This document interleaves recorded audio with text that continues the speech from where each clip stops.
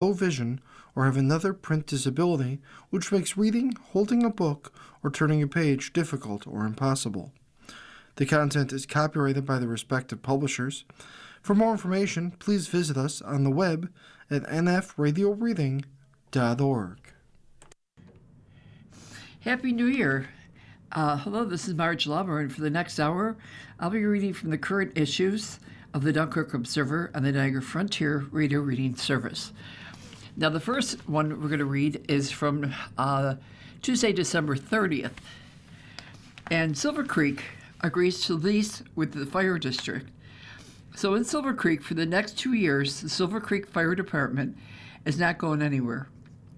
The village board approved a 2-year lease with the Bay Creek Fire District to allow for the Silver Creek Fire Department to continue operating out of its current fire hall owned by the village of Silver Creek. We will be going from owning a fire department to working with the fire department. The Silver Creek Squad, for the time being, is going to remain housed in their current location, said Silver Creek Mayor Jeff Hornberg. The agreement is a 2-year lease of the space through 2027, with an option for the district to extend for another 2 years upon expiration of the lease. If the district wishes to continue, the cost to rent the facilities for the first year of the agreement is $24,000. And also they have the New York State Coalition on Open Government released its Naughty and Nice list on December 18th in its annual holiday season attempt to highlight failures in government transparency. Paul Wolf, who is the president emeritus of the organization, offered a presentation online about the list. He said Democrats and Republicans in government across New York State are equally bad when it comes to openness in their dealings. No one from Chautauqua County made either the naughty or the nice list this year, but plenty of people in places did in Western New York overall. The town of Evans in southern Erie County made the list. Wolf alleged the town secretly settled a defamation lawsuit filed by a former town supervisor. It never appeared on a meeting agenda. It was never voted on, he said. Buffalo was on the list for long-term difficulty in getting responses to document requests under the Freedom of Information Act. Niagara Falls Mayor Robert Rosentino also made the list over FOIL requests. Rosentino reportedly had declared he will ignore FOILs from a newspaper whose coverage he does not like. It's his third time on the naughty list in 4 years of its existence. Okay, and unfortunately we have some obituaries here. Tina Armstrong, she was 56, a Youngs Road in Conestoga Valley, passed away December 26th. Josephine Christopher passed away. Shirley Zenitz, she was 82 in Mayville. She passed away. Okay, and we have some local regional news. Again, from the FOIL. The FOIL request also got Erie County Sheriff John Garcia onto the naughty list. We're continuing this. He was sued over failure to comply with the law. Wolf stated there was a lot of issues and requests from local media about information pertaining to Erie County Sheriff's Department employees' alleged drunk driving incident. Wolf said the state Senator Patrick Galvin hit the naughty list for introducing a bill that would require a court's approval for access to public records. Wolf said that the state's top court ruled that the public is entitled to such records. When she began governor, Kathy Hochul, she's a lister too. When she became governor, she promised a new era of transparency. And that hasn't happened, Wolf said. She talks a lot, but when she acts, she does the opposite. Hochul has voted 2 FOIL reform bills. So not much good has come from Governor Hochul in regards to open government.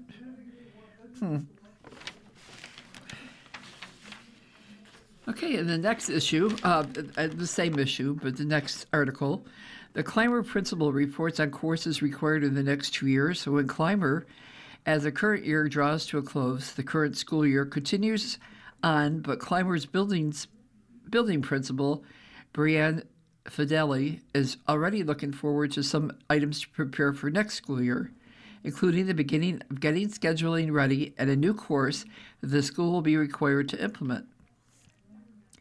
During her report at the December Board of Education meeting, Fideli said they have begun work with the guidance counselor on some scheduling items for next year, including updating the course catalog.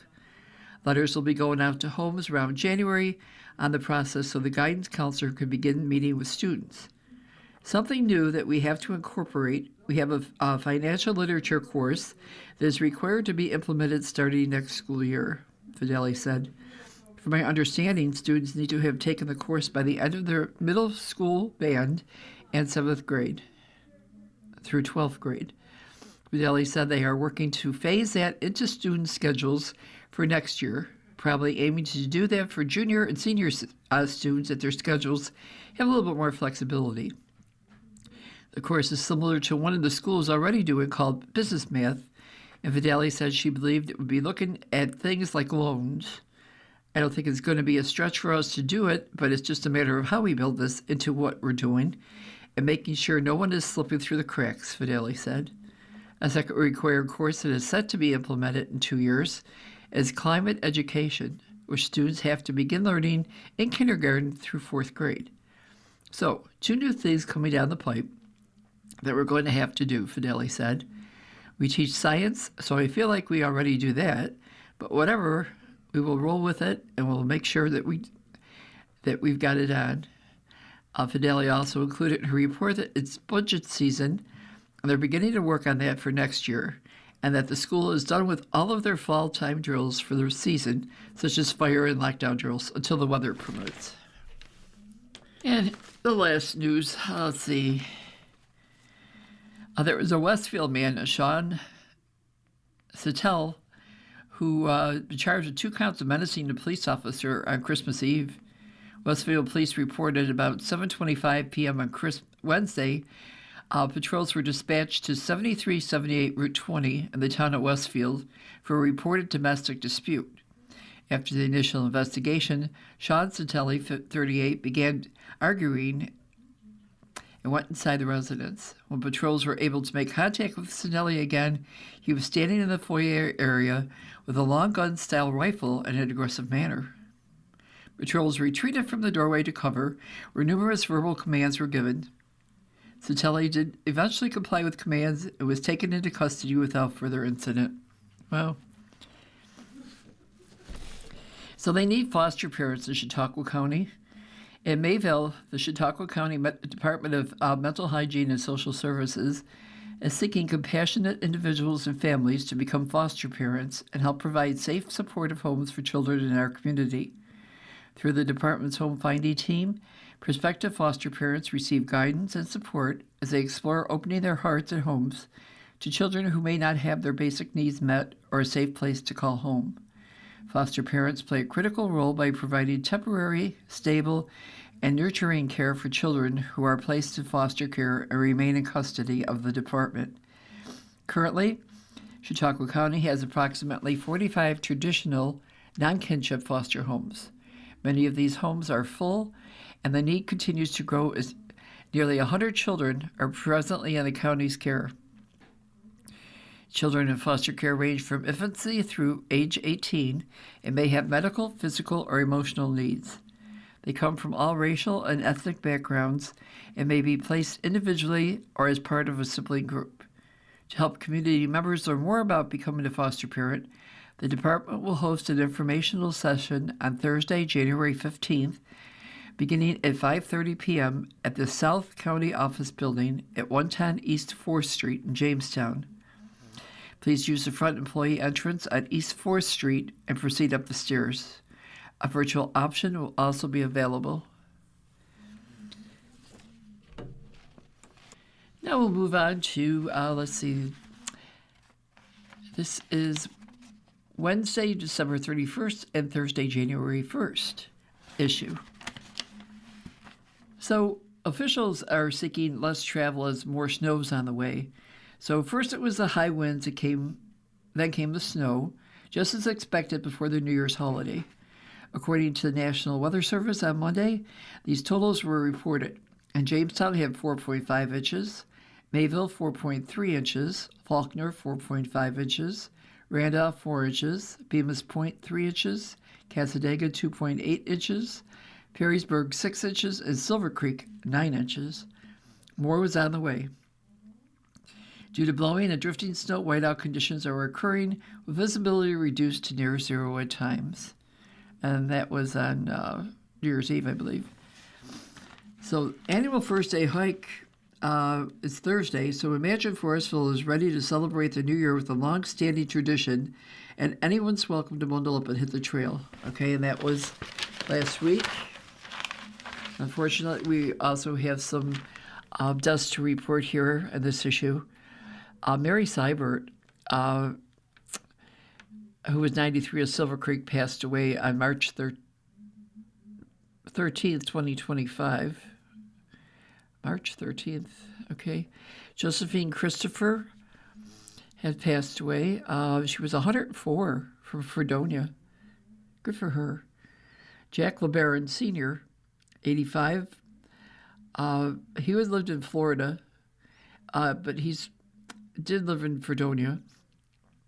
Francis Rayner, who was 90 of Mayville, passed away on December 26th. And Kevin Arnold, who was only 39 of South Hill Creek Road in Cherry Creek, died Saturday on the 27th. Wow.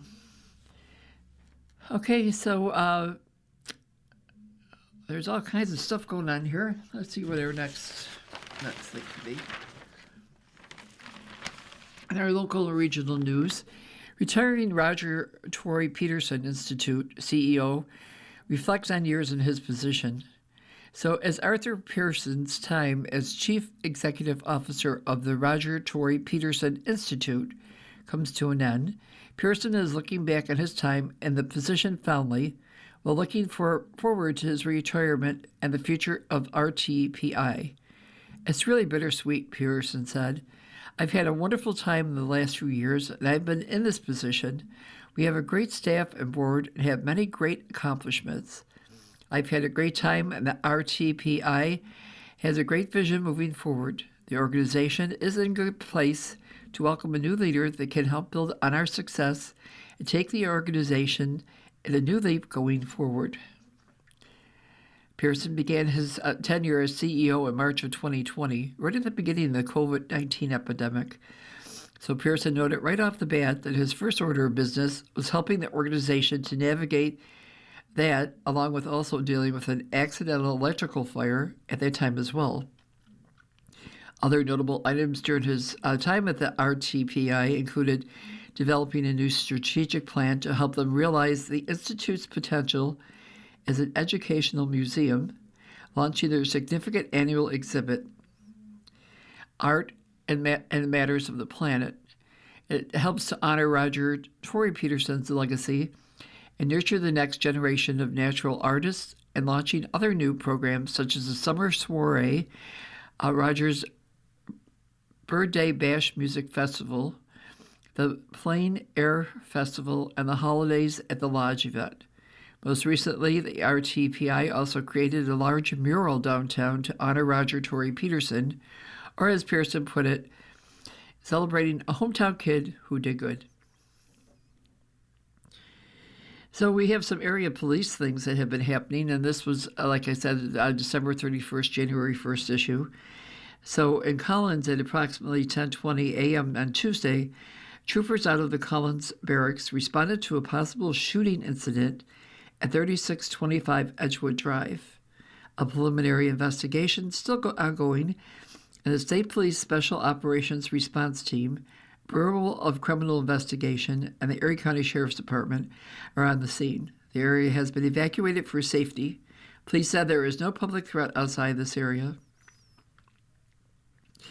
And then the Jamestown Police Department, Randy J. Wright Jr., 42, of Jamestown, was charged with third-degree assault, aggravated criminal contempt, and criminal obstruction of breathing. At approximately 3 p.m. Monday, officers responded to a reported domestic dispute at a residence on the north side of the city. Upon arrival and during the investigation, It was determined that Wright had struck the victim in the face and had choked him. It was also revealed that there was a valid order of protection in place between Wright and the victim. Wright was taken into custody and without further incident and transported to Jamestown City Jail. He's being held pending his arraignment. Then there was Alexander Schultz, 33 of Jamestown, was charged with fifth-degree criminal possession of stolen property. So at about 6:33 p.m. Sunday, officers responded to a downtown address regarding a report of an unwanted person. Upon investigation, it was determined that the individual in question, Schultz, had an active felony arrest warrant issued by the Jamestown City Court. So Schultz was taken into custody without further incident during a search incident to arrest. Officers found a $100 check that did not belong to Schultz. He was being held in the Jamestown City Jail. And then there was a man who was charged after a domestic incident in the city. So a Christmas Eve domestic incident led to a number of charges against a man in the city of Dunkirk.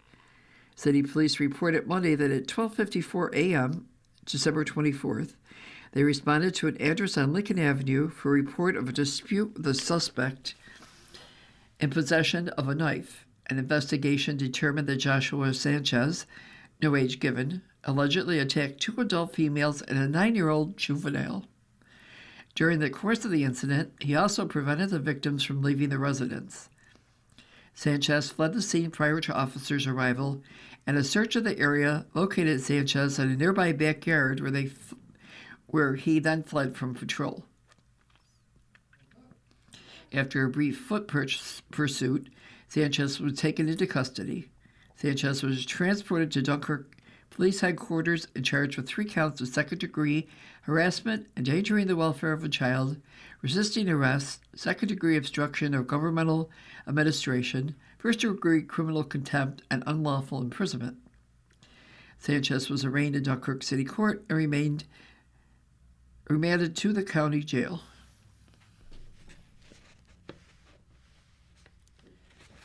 Local news is kind of interesting. Hospice reaffirms the commitment to care amid new state law. So New York State moves towards the implementation of medical aid in dying legislation. Chautauqua Hospice and Palliative Care is reaffirming its unwavering commitment to supporting individuals and families facing terminal illnesses with dignity, respect, and compassion. In a recent issued press release, CHPC notes that it has walked alongside patients and loved ones in our community during some of life's most vulnerable moments. While end-of-life options in New York State are evolving, our mission remains the same: to provide expert care, comfort, and emotional support to those confronting serious illness and loss. Chautauqua Hospice and Palliative Care does not participate in the provision or administration of medical aid in dying medications. It will comply with state requirements and respond respectfully to patient questions while keeping our focus on the full spectrum of hospice services, including care that eases suffering, fosters connection, and honors personal values at the end of life. As the medical aid in dying law moves forward, CHPC recognizes the importance of a clear, compassionate guidance. It has developed educational materials to help patients and families understand the new law and how it intersects with hospice care. For those who choose to explore medical aid in dying, we will continue to offer support, information, and, where appropriate, under law and policy, connections to outside providers. As the only hospice provider in Chautauqua County, CHPC also calls on state leaders to invest more meaningfully in hospice and palliative care infrastructure. Access to high-quality hospice should be a foundational part of end-of-life care strategy, not an afterthought. We believe that most people want to live their final days in peace with comfort, surrounded by those they love, said Mike Testa, CHPC CEO. That is the heart of hospice, and we've honored to make it that possible for hundreds of families each year. Chautauqua Hospice and Palliative Care has served the residents of Chautauqua County since 1981. providing compassionate, expert care to individuals and families facing terminal and serious illnesses. Through in-home support and our Star Hospice House, we deliver comfort-focused care, guidance, and bereavement services grounded in just dignity and respect. So for more information about hospice services, or if you want to inquire about medical aid and dying education materials, you can call 716-338-0033. You are listening to a reading of articles and features from the Dunkirk Observer on the Niagara Frontier Radio Reading Service. So there's 10 people who were charged in larcenies at the Dunkirk cemeteries. 10 area individuals have been arrested by the City of Dunkirk Police Department following a coordinated investigation into a series of larcenies committed at the local cemeteries. Beginning in October, the Dunkirk Police Department received a report of thefts involving a large number of bronze vases and other gravesite markers taken from grave sites at Willowbrook Cemetery in the city of Dunkirk. Upon further investigation, it was learned that a similar incident had occurred in the town of Dunkirk. Due to the location and nature of the incidents, the department partnered with the New York State Police to conduct a joint investigation. Through coordinated investigative efforts, officers and investigators identified multiple suspects believed to be responsible for the thefts. As a result, 10 individuals were charged with various offenses related to larceny and fourth-degree criminal possession of stolen property, a felony. Additional charges are pending and the investigation is ongoing. They included Hannah Cole, 25 of Brockton, Kimberly Ferguson, 41 of Westfield, Susan Lilly, 52 of Fredonia, Matthew Mulville, 36 of Brockton, Melinda Paleo, 52 of Dunkirk, Derek Saxton, 44 of Westfield, Jared Sykes, 46 of Dunkirk, Jesse Spielman, 36 of Ripley, William Eppinger, 47 of Dunkirk, and Stephen Faulkner, 37 of Dunkirk. Now, you'd think it would be teenagers who are doing this kind of thing, and these are all pretty much middle-aged adults here. So the City of Dunkirk Police Department wishes to thank the New York State Police for their assistance and knowledge, the cooperation of various members of the community and business owners who provided information during the investigation. And now we're moving on to January 2nd. Let's see, there's a new restaurant that's proposed at the Jamestown Airport. The third time is a charm. For the third time in 3 years, a new restaurant is being proposed at the Jamestown Airport. So a public hearing has been scheduled for January 28th at 6:35 the Chautauqua County Legislative Chambers in Mayville for Archie's Airport Diner, LLC, to rent the airport space. Archie's Airport Diner is seeking a 1-year lease beginning March 1st with the option to renew at the end of the term. The business will be charged $900 a month rent. In November 2024, Basil and Bones, a catering company, was seeking to expand operations and signed a 6-month lease for $400 a month, with the options for a lease extension with an increase in rent. At the time, county officials said Basil and Bones was looking to have the traditional restaurant there, but apparently decided against it once its lease was up. Before Basil and Bones, Studio Catering D had been leasing the restaurant. So a ribbon-cutting ceremony was held in April 2023, but they left in September that same year, and they were paying $500 a month rent. While they were still doing catering from the airport, they were also offering grab-and-go lunch services from 11 a.m. to 2 p.m. One of the challenges for a restaurant there is that there are no commercial flights flying in or out of Jamestown. Jamestown has been without commercial air services since 2018. When there were commercial flights out of Jamestown, the Tarmac Cafe had been at the airport, but it left in September 2016 after doing business there for 3 years. In other news, the Collins man was charged in shooting in a standoff. So in Collins, a Collins man is facing attempted murder charges after a 5-hour standoff Tuesday in the town. New York State Police at Collins report the Bureau of Criminal Investigation, that's the FBI, charged Walter Blaze, 57, CBC, with second-degree attempted murder first-degree attempted assault, second-degree assault, and 3 counts of second-degree criminal mischief. At approximately 10:20 a.m., troopers responded to a possible shooting incident at 3625 Edgewood Drive. An investigator determined that Blaze used a firearm and shot at a 23-year-old victim of Gowanda who was plowing the driveway with a tractor. The victim knew he had been shot and ran from the area. Troopers arrived on scene and established a perimeter with Erie County Sheriff's Office and Border Patrol. The area was evacuated, and the perimeter was maintained over 5 hours while negotiating with Blaze. Blaze was taken into custody by the State Police Special Operations Response Team shortly after gas was administered into the residence. The resident was searched, and a Remington 870 12-gauge shotgun was located. The victim was transported to Erie County Medical Center for non-life-threatening injuries. Blaze was arraigned in the town of Brant Court and remanded to the Erie County Holding Center with no bail. And multiple fire departments and EMS assisted in the investigation. Singer Richard Smallwood died at 77. He had several Grammy Awards, I guess. He died at 77 years old. And the latest, the deep sea, remember that Malaysia Airline Flight 370 that they couldn't never find?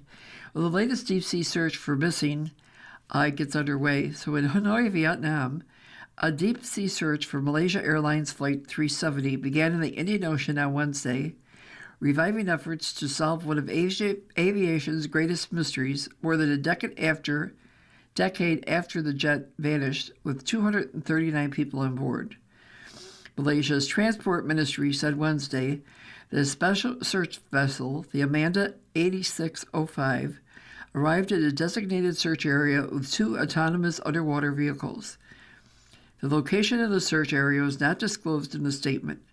It said the vessel had prepared it for the search in Fremantle Port in West Australia. The government did not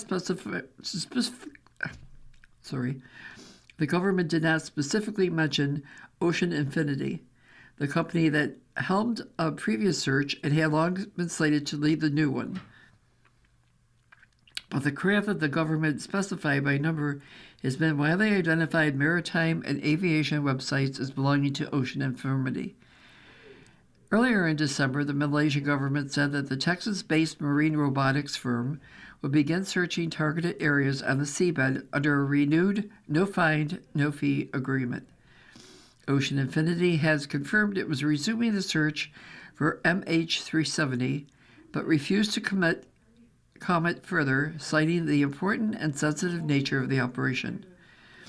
Ocean Infinity previously searched the seabed in 2018 under a similar contract, but found no trace of the plane. The company has said it has since upgraded its technology and refined its analysis. Its CEO Oliver Plunkett said last year the firm was working with multiple experts and had narrowed the search zone to what it believed is the most probable crash site. Earlier this year, Ocean Infinity briefly restated seabed search operations in a new 15,000 square kilometer or 5,800 square mile area of the southern Indian Ocean after receiving approval from Malaysia, but the effort was suspended in April because of poor weather. So the Malaysian Airlines plane disappeared from radar shortly after takeoff from Kuala Lumpur for Beijing on March 8, 2014, and satellite data later showed that the aircraft veered off from its planned route and flew south toward the remote southern Indian Ocean, where investigators believe that it crashed. There has never been an explanation for the course change. A costly and protracted multinational search effort failed to locate the aircraft, though pieces of debris believed to be from the plane later washed up along the East African coast and Indian Ocean islands, and no main wreckage or bodies have ever been recovered. And in the local and state news, Zoran Mamdani will be sworn in as mayor on a Quran at first in New York City history. So, incoming mayor Zoran Mamdani, this is from New York City, will take his oath of office on a centuries-old Quran, marking the first time a mayor of New York City has used Islam's holy text to be sworn in and underscoring a series of historic firsts for the city. When the 34-year-old Democrat becomes mayor shortly after midnight in a long-closed subway station beneath City Hall, he'll be the first Muslim, first South Asian, and first African-born person to hold that position.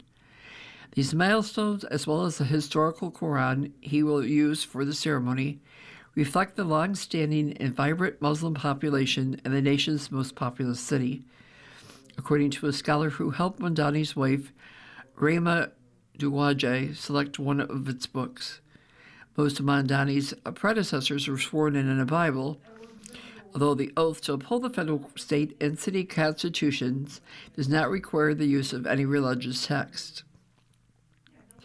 And while he has focused heavily on the issue of affordability during his campaign, Mamdani was outspoken about his Muslim faith. He frequently appears at mosques across the 5 boroughs as he built a base of support that included many first-time South Asian and Muslim voters. Mamdani will place his hand on 2 Qurans during the subway ceremony and a third during the subsequent ceremony at City Hall on the first day of the year. 2 belong to his grandfather and grandmother. The third is a pocket-sized manuscript dating to the late 18th and early 19th century that is part of the New York Public Library's Schomburg Center for Research in Black Culture collection. That quorum symbolizes the diversity and reach of the city's Muslims, said Habib Abib, curator for Middle Eastern and Islamic Studies at the New York Public Library. It's a small quorum, but it brings together elements of faith and identity in New York City history, Abid said. The campaign hasn't offered more details on the ones from Mamdani's grandparents. The manuscript was acquired by Arthur Schomburg, a black Puerto Rican historian whose collection documented the global contributions of people of African descent. Well.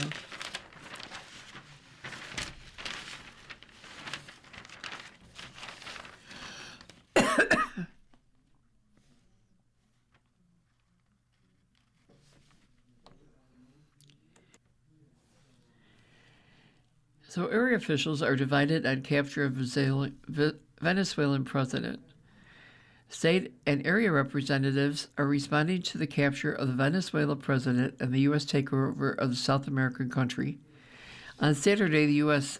Senator Kristen Gillibrand, a member of the State Armed Services Committee and Senate Select Committee on Intelligence, and the Trump administration said that the Trump administration needs to justify these actions to my fellow members of the Senate Armed Services Committee and explain to the American people how this was a justified act of war against a foreign country.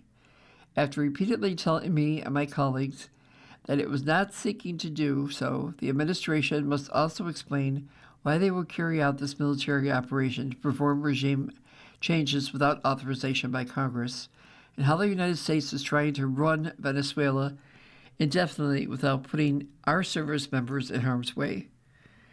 Beyond this flagrant breach of trust, I remain concerned that the administration's actions are not the end of something, but the beginning of chaos and instability in the region, and threatening our service members, our allies, and American security. U.S. Representative Nicholas Langsworthy of District 23, however, applauded the action taken by the president. The capture of Nicolas Maduro marks an important step towards dismantling the narco-terror network that have fueled violence, corruption, and the flow of illegal drugs in the United States. This outcome is a result of decisive action by President Trump, who has made clear that the United States will confront criminal regimes that threaten our security and destabilize our region. This is what peace through strength looks like, clear resolve backed by action. The message to dictators, terrorists, and transitional criminal organizations is unmistakable. There is no safe harbor for those who seek to harm the United States or the American people. Nicolas Maduro was never a legitimate leader. He was the head of a criminal cartel masquerading as a government. History shows that when narco states threaten regional stability and American security, the United States has acted before. George President H.W. Bush's decision to remove Manuel Noriega established that criminal regimes will not be tolerated. Today's action follows the same principle: accountability, the rule of law, and the defense of peace through strength. And I'm sorry if there was a lull. I forgot to press a button.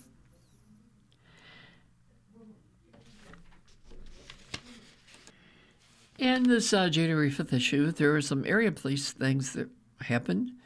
In Chautauqua at 4:34 p.m. Saturday, the Chautauqua County Sheriff's Office and North Lake Fire Department responded to a snowmobile accident in the area of McKay Road. As a result of the accident, one male was transported by North Lake to UPMC Hammett in Erie, Pennsylvania for non-life-threatening injuries. MINA at around 9:08 p.m. on Friday, the Chautauqua County Sheriff's Office conducted a traffic stop on Route 426, and the operator was identified as Austin M. Smith West. Further investigators found West to be driving while intoxicated. He was charged with DWI. DWI per say speed in zone and failed to stop at a stop sign. He will answer to charges in the town of Minna Court later. And then again in Chautauqua at 7 p.m. Saturday, Donald Foley, 38 of Woolbury, Ohio, was southbound on a snowmobile trail when he was ejected going around a curve and struck a tree. Oh dear.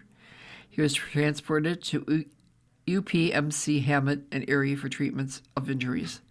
And then in Jamestown, Cameron D. Darling, 21, was charged with fourth-degree criminal mischief.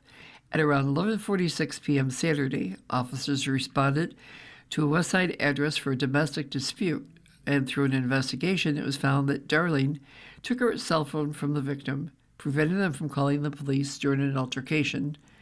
Darling was being held pending arraignment.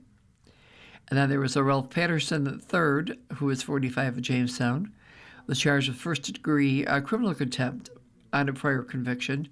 At approximately 9:33 p.m. Saturday, officials responded to an address on the west side of the city for a reported domestic incident involving an in-progress violation of an order of protection. Upon investigation, it was determined the suspect, Patterson, intentionally and knowingly entered the projected subject's residence while the protected subject was home. Patterson remained inside the residence for a brief period of time before fleeing on foot prior to officials arriving.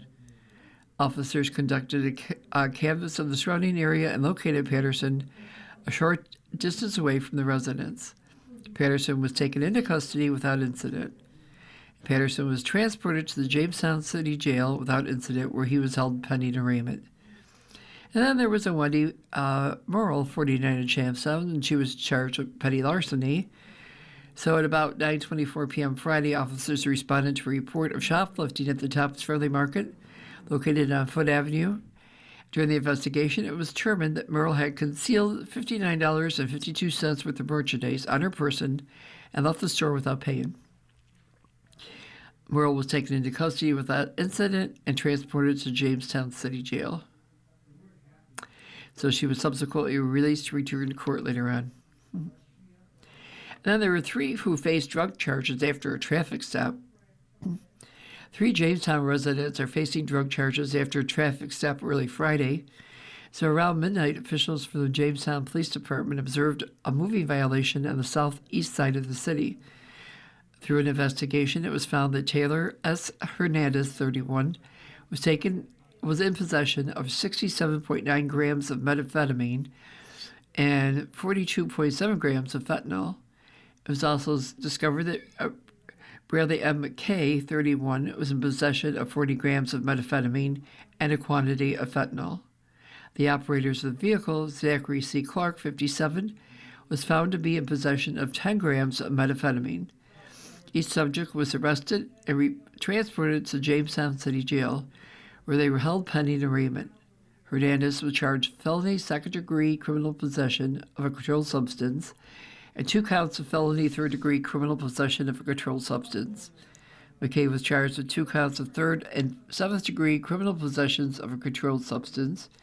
and Clark was charged with third-degree criminal possession of a controlled substance and 2 issues of traffic violations.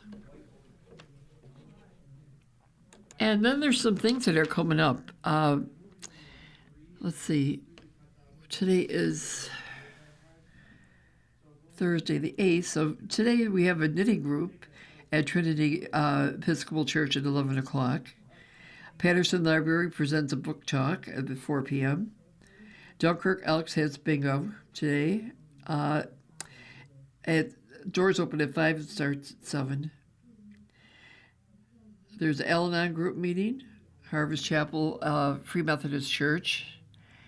Patterson Library, after dark, they have a teen ween after dark hide and seek. That's at 40 South Pilot Road in Westfield. Northern Chautauqua has an amateur radio club meeting at the Fredonia Technology Incubator at 214 Central Avenue in Dunkirk. That would be at 7 o'clock.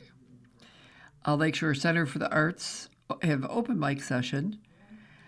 That's at 49 South Pottage Road at 7 p.m. And attendees can share their poetry, prose, or music selections. And they have a Narcotics Anonymous meeting at 219 Central Avenue, Fredonia from 8 to 9. It's free. Then on Friday, which is tomorrow, Robert H. Jackson Center presents The President and the Justice. Harry S. Truman, Robert Jackson, and the Pursuit of Justice at Nuremberg. Well, that sounds pretty good. It's a virtual event presented by Dr. Sam Rushy. It's from 12 to 1 o'clock in the afternoon. Robert Jackson Center presents 25 years of asking questions, so we still believe in free speech. That's at 304 East 4th Street in Jamestown at 6 p.m. And then on Saturday on the 10th, there's Sean Strong's Tricky People's Kids Safety Workshop. Valley Outdoors at 16 South Main Street, or Route 16, Cassadaga. 9 to 12, ages 5 plus, it's $50 a child, and limit 20 a class. Then Fredonia has a farmer's market at the Masonic Lodge at 321 East Main Street for 10 a.m. to 1 p.m. And they're going to have food vendors, crafts, artisans, prepared foods for sale. And the market welcomes cash, credit cards, and SNAP benefits. The Audubon Community Natural Center presents Snow Scientist. That's at 1600 Riverside Road, Jamestown, ages 3 to 8 with an adult. The adults are $12. Nature Center members are 9, and children 3 to 8 are 9. They're doing indoors and outdoors. Lakeshore Humane Society Saturday has opened adoption hours, looking for some animals, dogs, cats. And winter festivals at Bemis Point Golf Club and Tap House at 72 Main Street in Bemis Point. From 12 to 6, they have a live music with a Black Widow, Christmas tree bonfire, food, beer, cocktail specials, winter activities for all ages. That looks pretty good. This is all going on Saturday. The 13th Annual Library Lock-In, Hull House Research Center at 73 Forest Avenue, 12 to 10 p.m. Fenton History Center's skilled research staff volunteers will help attendees discover family roots. Also, there's going to be food and prizes, and that's $30 a person. And let's see, Aspire West New York on Ice, Northwest Arena at 319 West 3rd Street in Jamestown, 1 to 4 p.m. $25 a general admission, $35 at the door. Kids, $10 ages 5 to 10, under 5 are free. The Sleigh and Wagon Rides at Chautauqua Institute at 10 Roberts Drive, 1 to 3 p.m. $5 for adults and $3 for children. This is all Saturday. Trinity Unity Church of Christ has a free community meal. It's on Park Street in Gowanda from 4 to 6 or until gone. Take out only menu, homemade soup, free with donations are appreciated, but not necessary. And then the Great UUCNC has a chili cook-off. It's at 222 Temple Street in Fredonia at 5 p.m. It's open to the public. The entry fee is $10, includes admission. Event admission $20 for adults and $5 for kids. Tickets are at the door. On Sunday, this Sunday, January 11th, they have sleigh and wagon rides at Chautauqua Institution 10 Roberts Drive, 1 to 3 p.m., $5 for adults, $3 for kids. On Tuesday, January 13th, Robert H. Jackson Center presents Living Voices, Hear My Voice. It's at 305 East 4th Street in Jamestown from 9 to 10 a.m. A story of a young woman in the early 1900s and her fight for women's suffragette. The Memory Cafe with Andrea Dominio, chair yoga. So they're going to be doing yoga in Jamestown. Casadego American Legion Weekly Bingo. It's at 1 p.m. St. Joseph's Bingo. It's on Main Street in Fredonia. The doors open at 5. Bingo starts at 7. Then they have Children in the Stream Youth Fly Fishing Program. Sunny Fredonia Rockfield Arts Center. Costello Room from 7 to 8:30 p.m. It's open to children over 12. Younger if they're accompanied by an adult. Facility staff and community members of all ages. Classes, supplies provided at no cost, and no long-term commitment is needed. And this is all taking place on Tuesday. The Catholic Men's Faith Fellowship meeting at TLV Center at 296 Lakeshore Road in Dunkirk. They have a meeting at 7 p.m. And Wednesday, January 14th, Tops New York 890 meeting, the First United Presbyterian Church at 35 Park Place, Silver Creek. Have weigh-ins beginning at 8:45 a.m. Tops is obviously something like a Weight Watchers, I assume. Robert H. Jackson Center presents Living Voices, Hear My Voice, 304 East 4th Street. That's it, same one, a story of a young woman in the early 1900s and her fight for women's suffragette. And that's all the events that I have on here. And then, last but not least, first of all, you're listening to a reading of articles and features from the Dunkirk Observer on the Niagara Frontier Reader Reading Service. So, Rubino says that the U.S. won't cover Venezuela but will press for charges through oil blockade. So in Washington, Secretary of State Marco Rubio suggested Sunday that the United States would not govern Venezuela day to day other than enforcing an existing oil quarantine on the country. A turnaround after President Donald Trump announced a day earlier that the U.S. would be running Venezuela following its ouster of leader Nicolas Maduro. Rubino's statements on TV talk show seemed designed to temper concerns about whether the assertive American action to achieve regime change might again produce a prolonged foreign intervention or failed attempt at nation building. They stood in contrast to Trump's broad but vague claims that the U.S. would at least temporarily run the oil-rich nation, comments that suggest some sort of government structure under which Caracas would be controlled by Washington. Rubino offered a more nuisance take, saying that the U.S. would continue to enforce an oil quarantine that was already in place on sanctioned tankers before Maduro was removed from power early on Saturday, and use that leverage as a means to press policy changes in Venezuela. And so that's the sort of control the president is pointing to when he said that, Rubino said on CBS, Face the Nation.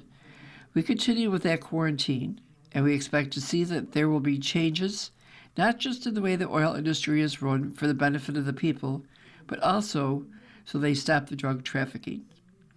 The blockade on sanctioned oil tankers, some of which have been seized by the U.S., remains in place, and that's a tremendous amount of leverage that will continue to be placed until we see changes that not just further the nation's interest in the United States, which is number one, but also that lead to a better future for the people of Venezuela, he added. Leaders in Venezuela have so far pushed back, at least publicly, calling on the Trump administration to release Maduro. Even before the operation that nabbed Maduro, experts were already questioning legitimacy of aspects of the administration's pressure campaign on Venezuela, including the deadly bombing of boats accused of trafficking drugs that some scholars say stretch the boundaries of international law. Trump repeated vow the U.S. would run Venezuela. Trump's vow to run Venezuela repeated more than half a dozen times in a news conference in Florida on Saturday, sparked concerns among some Democrats. It also drew unease from parts of his own Republican coalition, including an American First base that is opposed to foreign interventions, and also from observers who recalled past national building efforts in Iraq and Afghanistan. Rubio dismissed such criticisms, saying that Trump's intent has been misunderstood. The whole foreign policy apparatus thinks everything is Libya, everything is Iraq, everything is Afghanistan, Rubio said. This is not the Middle East, and our mission here is very different. This is the Western Hemisphere. Rubio also suggested the U.S. donate or give Maduro's subordinates, now in charge, time to govern, saying in charge time to govern, saying we're going to judge everything by what they do. And though he did not rule out boots on the ground in Venezuela, Rubio said the U.S., which has built up its presence in the region, was already capable of stopping drug boats and sanctioned tankers. A day later, Trump told reporters, we're going to run the country until such time as we can do a safe, proper, and judicious transition. He later pointed to his national security team with him, including Rubio and Defense Secretary Pete Hegseth, and said it would be done for a period of time by the people that are standing right behind me. We're going to be running it. We're going to be bringing it back. The White House declined to comment beyond what Trump said Saturday. So Maduro landed late Saturday afternoon in a small airport in New York City's northern suburbs, following the middle-of-the-night operation that extracted him and his wife, Celia Flores, from their home in a military base in the capital city of Caracas, an act that Maduro's government called imperialistic. The couple faces U.S. charges of participating in a narco-terrorism conspiracy. The dramatic seizure of the Marcos capped an intensive Trump administration pressure campaign on Venezuela's autocratic leader and months of secret planning, resulting in the most assertive American action to achieve regime change since the 2003 invasion of Iraq. Legal experts raised questions about the lawfulness of the operation, which is done without congressional approval. Venezuela Vice President Delcy Rodriguez demanded that the U.S. free Maduro and called him the country's rightful leader as her nation's high court named her interim president. So did the country's defense minister, General-in-Chief Vladimir Pedrino L. Perez, who said Sunday that the country's armed forces categorically reject the cowardly kidnapping. Maduro is due to make his first appearance Monday in Manhattan's federal court. Maduro and other Venezuela officials were indicted in 2020 on narco-terrorism conspiracy charges, and the Justice Department released a new indictment Saturday of Maduro and his wife that painted his administration as a corrupt, illegitimate government fueled by a drug trafficking operation that flooded the U.S. with cocaine. The U.S. government does not recognize Maduro as the country's leader. The Trump administration spent months building up American forces in the region and carrying out attacks on boats in the Caribbean Sea and eastern Pacific Ocean for allegedly ferrying drugs. Last week, the CIA was behind a drone strike at a docking area believed to have been used by Venezuelan drug leaders and cartels. The first known direct operation on Venezuela's soil since the U.S. campaign began in September. Venezuela's capital remained unusually quiet Sunday, with few vehicles moving around and convenience stores, gas stations, and other businesses closed. A road typically filled with runners, cyclists, and other fitness enthusiasts on Sunday only had a handful of people working out. The presidential palace was guarded by armed civilians and members of the military. At a nearby plaza, only a street sweeper and a soldier stood, and across the street, a church remained closed for a second day in a row. Under Venezuelan law, Rodriguez would take over from Maduro. Rodriguez, however, stressed during a Saturday appearance on state television that she did not plan to assume power. Before Venezuela High Court ordered that she assume the interim role. Trump told The Atlantic in an interview Sunday that Rodriguez would pay a very big price if she doesn't do what he thinks is right for Venezuela. That contrasted with the Republican president's comments about Rodriguez on Saturday when he said Rubio had spoken with her and she was willing to do what the U.S. thinks is needed to improve the standard of living in Venezuela. So Trump told the magazine that if she doesn't do what's right, she's going to pay a very big price, probably bigger than Maduro. Trump told the New York Post in an interview Saturday that the U.S. wouldn't need to station troops in Venezuela if she does what we want. Caracas resident David Lill arrived at the lot where he parks vehicles for a living only to quickly realize that he could likely not see any clients for a day. People are still shaken, he said. So back to some local news here. In Asheville, with the initial first steps of the Clymer-Sherman-Panama merger feasibility study underway, the next step comes at the beginning of this month with the official kickoff meeting for the public. The meeting is scheduled for Thursday at 5 o'clock at the Bosse's Hughes Center. This is 2615 North Maple Avenue in Asheville. It's slightly different from the previous held CSP Joint Board of Education meetings. At this meeting, it's specifically a public meeting and not a formal board meeting, so the boards will not be conducting official business. So the CSP Merger Study Project Coordinator, Shelley O'Boyle, said the January 8th meeting will serve as the official launch of the study, where the boards will introduce the independent consulting firm White & Partners and their dedicated team who will be conducting the study with expertise and impartiality.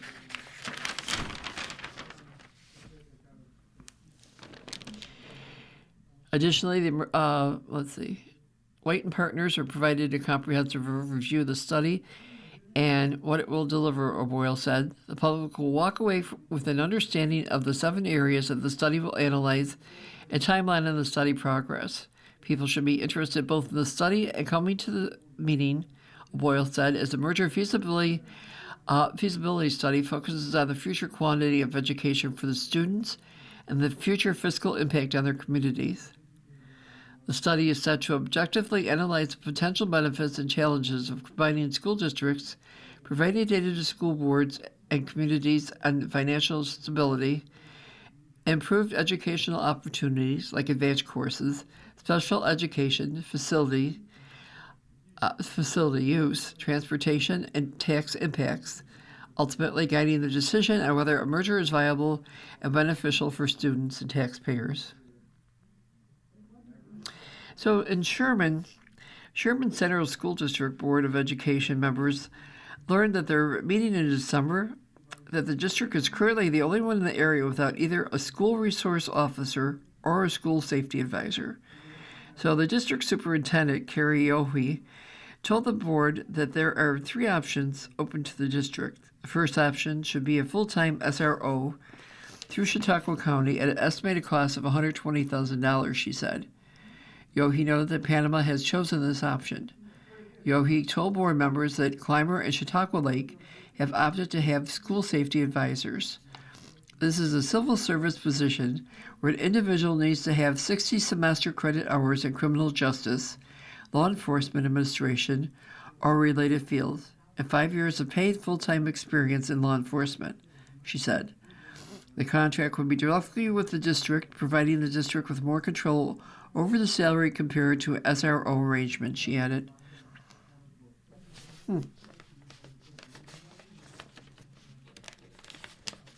A couple minutes left here, and it says today in history.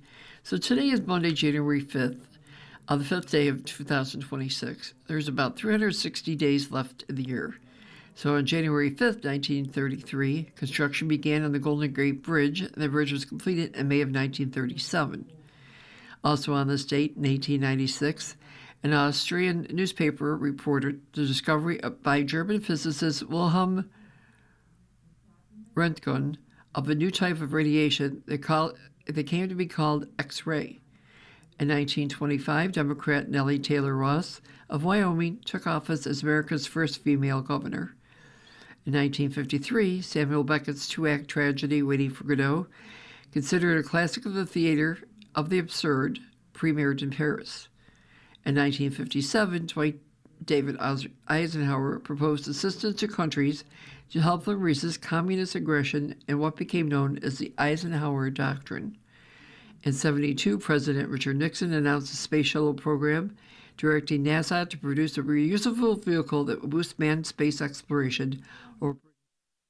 The following program is intended for listeners who are blind, have low vision,